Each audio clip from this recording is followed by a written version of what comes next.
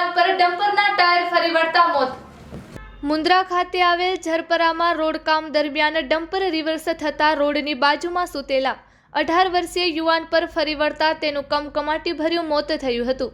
આ બનાવ અંગે વધુમાં પ્રાપ્ત થતી વિગતો મુજબ તારીખ 24 એપ્રિલના મોડી રાત્રિના સમયે ઝરપરાના ચાલતા રોડકામ અર્થે મેટલ પરિવહન માટે ડમ્પર લઈને ચાલક કરસન મંગા ગિલવા અને તેને ખાલી કરવા શ્રમિક અર્જુન આવ્યા હતા। બાદમાં અર્જુન રોડની સાઈડમાં સૂઈ ગયો હતો। વધુમાં માહિતી મળી રહી છે કે વહેલી સવારે ડમ્પરના ચાલકે રિવર્સમાં લેતા પાછળ સૂતેલા અર્જુન પર ડમ્પરના ટાયર ફરી વળતા તેનું ગંભીર ઈજાના પગલે મોત નીપજ્યું હતું।